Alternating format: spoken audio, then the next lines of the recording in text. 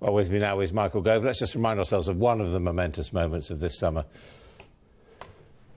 Let us seize this chance and make this our moment to stand tall in the world. That is the agenda for the next Prime Minister of this country. But I must tell you, my friends, you who have waited faithfully for the punchline of this speech, that having consulted colleagues and in view of the circumstances in Parliament, I have concluded that person cannot be me. So, Michael goes here. How did you feel when you saw that? I don't know, did you watch it? I didn't watch it, but I heard about it. I was surprised that Boris had decided to withdraw, actually, at the time. I mean, you were the man, effectively, who brought it about, weren't you, going from his campaign manager to his rival?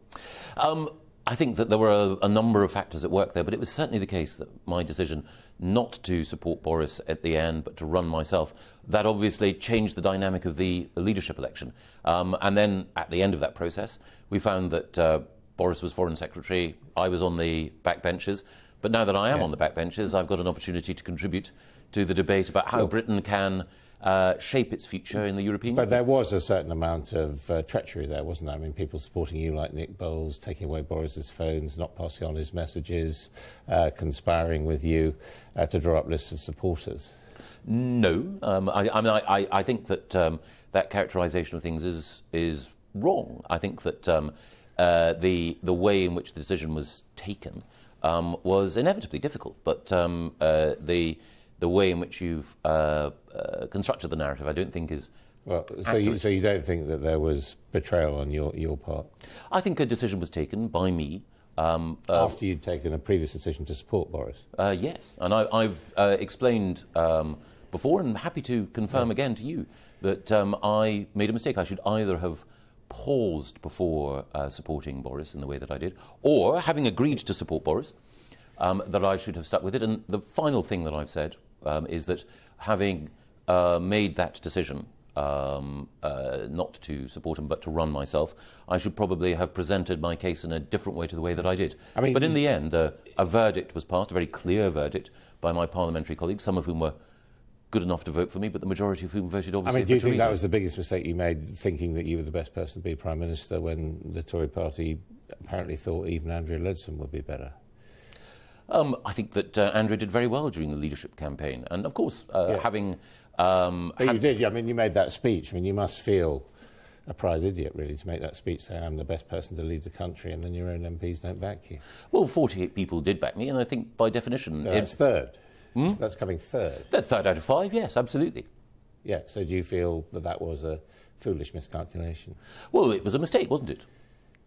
So it was a mistake. But was that the biggest mistake? Was it supporting Boris, knifing Boris, or thinking you were fit to be Prime Minister? What was the worst mistake? Oh, I don't know. I mean, I think overall it was a mistake, but the thing I did manage to get right was to argue that we should leave the European Union, and 17.4 million people agreed with me. Sure. And therefore, we now have, as politicians, an obligation to honour that decision, to respect it, and to implement it. But it must be frustrating for you that you were one of the architects of that. You were one of the key swing figures, if you like, at the top of British politics, and yet you're now excluded from the table as the government tries to negotiate it. Well, it's kind of you to attribute to me being a key swing figure in the referendum campaign, and certainly I felt that during that referendum campaign, lots of people in Westminster found that their view of what the country believed was wrong, and I'm glad that I was a figure. I wouldn't say a significant figure, but a figure who played a part in that.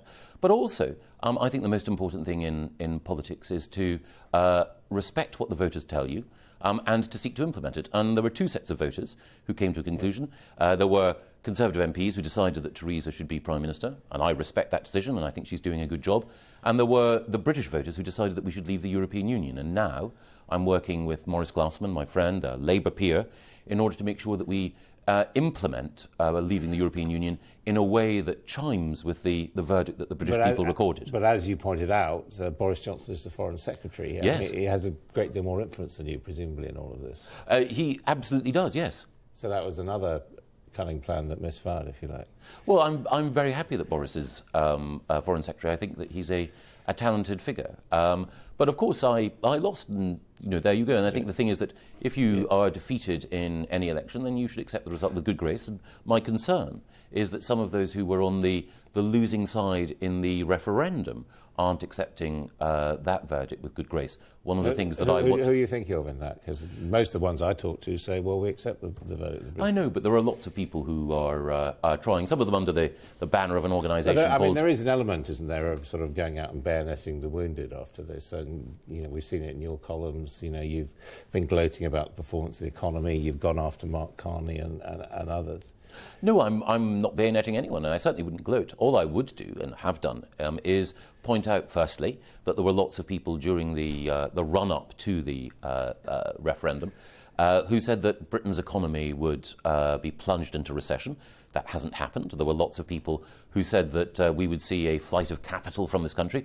That hasn't happened. I think in the papers today, GlaxoSmithKline are recording losing 30% of its value, which is not generally an international vote of confidence in our currency. Well, it has actually helped boost our economy. There are some people, including the former governor of the Bank of England, Mervyn King, who argued that sterling was overvalued beforehand, and it's certainly given a competitive edge to our economy. But there were lots of commentators, yourself included, Adam, who were, understandably fearful about the consequences of our leaving the European Union. And it's actually turned out, I hope you'll acknowledge, rather better than you predicted. There's some pluses and minuses, but overall... But would you acknowledge that you made a mistake? Overall, I think there's going to be an economic cost of Brexit, whether it's a good thing or a bad thing. But would you acknowledge that you made a mistake during the referendum campaign and that you called some things wrong? Oh, yeah, sure.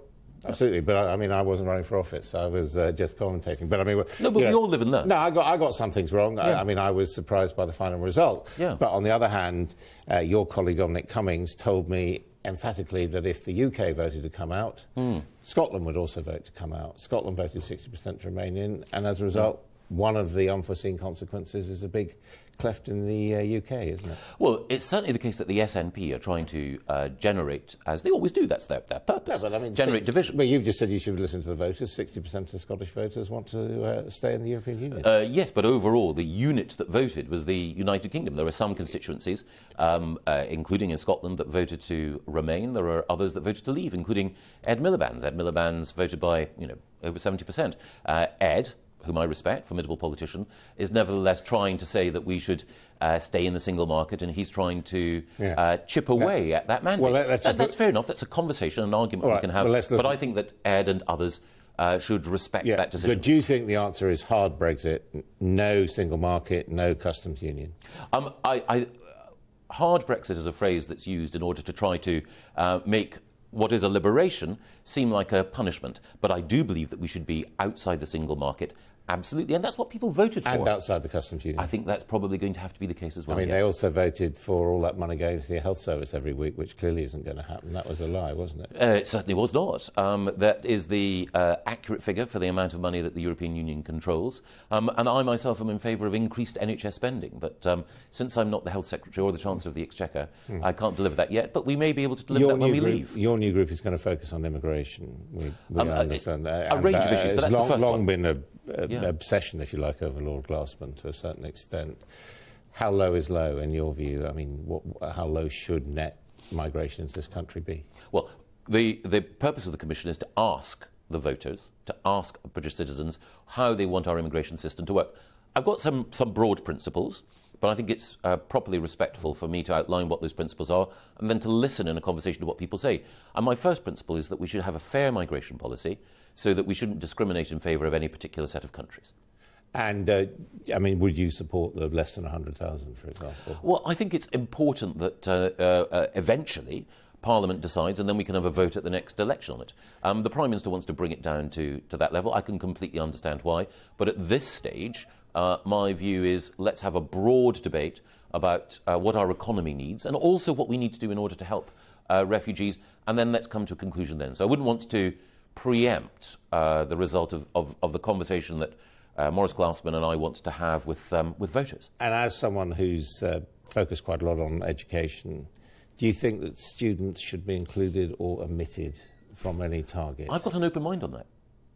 So in that sense, you're closer to Philip May, perhaps, than to Philip Hammond than you are to Mrs. May. Well, I have an open mind. I mean, part of the purpose of, as I say, this conversation is to say, how can we construct an immigration policy that allows people to come here to study and to work, but in numbers that we control and that we can benefit from?